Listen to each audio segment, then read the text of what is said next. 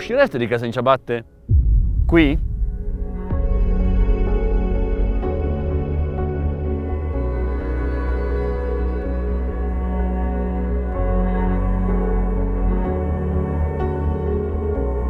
Ecco appunto. E chi pensa che le gomme invernali servono solo quando nevica, si sbaglia alla grande.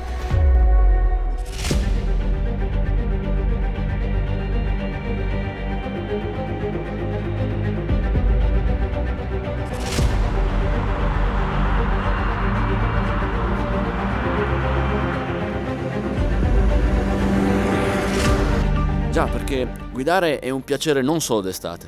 Anzi, io adoro andare a scoprire in montagna come i colori dell'autunno e la calma dell'inverno modificano il paesaggio, un tornante dopo l'altro. Facile, direte voi, con la trazione integrale di un SUV, ma la Stelvio che vedete non l'ho mica scelta a caso.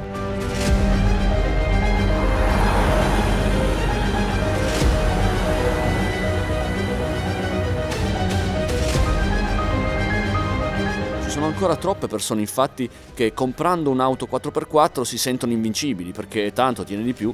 Niente di più sbagliato, soprattutto se nella brutta stagione si viaggia senza pneumatici invernali. Ecco perché ho voluto fare questo video con una Stelvio a 2 ruote motrici, quindi a trazione posteriore, nello specifico con delle gomme termiche Hankook Winter Evo 2 SUV, di cui ho approfondito tutte le caratteristiche in una prova molto particolare. Guardate il video dedicato e dite la vostra. Quest'Alfa, per essere un SUV, non si corica tanto in curva come altre auto rialzate, è un telaio che è stato sviluppato prima per la versione sportiva quadrifoglio della Giulia e poi derivato fino a questa variante SUV, che in questo caso ha un motore 2002 turbo diesel da 180 cavalli. Fantastiche sono pure le leve in alluminio dietro al volante, per cambiare manualmente con l'automatico ad 8 marce, che si dimostra ancora una volta un gran cambio. Molto gustosa poi la spinta di questo motore, perché si sente che non è, tra virgolette, solo un 2000. C'è tanta coppia, 450 Nm a 1750 giri, e con il programma di guida Dynamic in particolare si va via che è un piacere, senza dover schiacciare troppo sull'acceleratore. Lo sterzo deriva da quello della Giulia e quindi è uno dei più veloci e diretti in assoluto, non soltanto per un SUV, e vi fa dimenticare di essere su un SUV.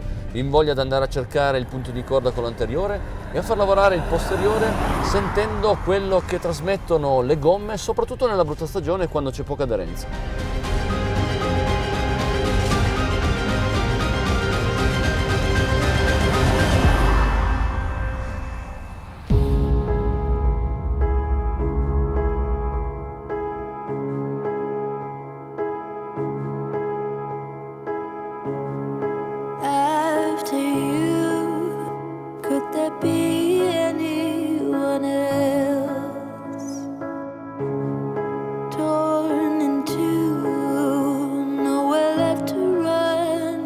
Con una macchina così limpida nel comunicare con chi guida, senza pneumatici invernali, sotto i 7 gradi di temperatura sentireste ancora di più la mancanza di grip, percepireste la difficoltà a cambiare traiettoria, per non parlare della differenza in frenata. Chi di voi ogni anno a novembre ad aprile fa il cambio di stagione delle gomme sa a cosa mi riferisco. In più, con le temperature basse, gli invernali sono più sicuri anche sul bagnato, ed è l'ennesimo motivo per cui è sbagliato chiamarle gomme da neve.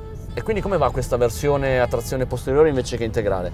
Va alla grande, c'è poco da dire. Avrei voluto la motricità delle ruote anteriori solo nelle salite più ripide, in certi tornanti c'è stato qualche accenno di slittamento delle ruote posteriori che invece mi sono sempre piaciute quando allargavano la traiettoria in curva. Ci vorrebbe anche sempre su un Alfa, perché è un marchio sportivo, la possibilità di disattivare i controlli che invece qui sono sempre presenti. E poi rispetto alla versione 2000 turbo benzina a 280 cavalli non mi è mai capitato di sopravvalutare un po' il fatto che siamo su un SUV a baricentro alto rispetto a un'auto normale e quindi di entrare forte in curva e quindi sentire un po' l'inerzia. Direi che con meno cavalli il bilanciamento si sposa meglio con la taratura dello sterzo scelta dai tecnici e con la geometria raffinata delle sospensioni.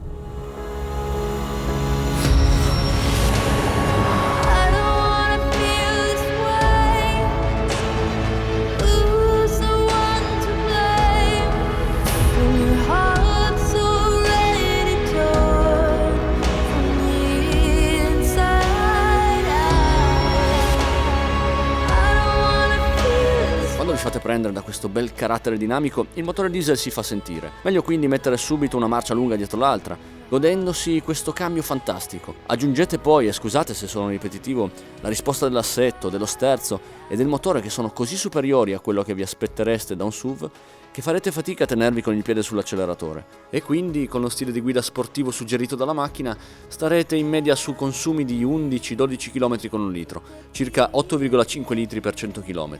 La differenza di peso di una sessantina di chili con la versione Q4 a trazione integrale non si sente, mentre per i prezzi di listino mettete in conto almeno 47.000 euro.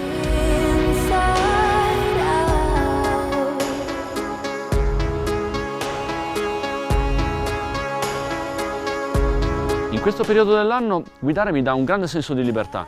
Mi affascina poter andare su una strada magari deserta, immersa in atmosfere davvero speciali, anche quando il clima non è il massimo.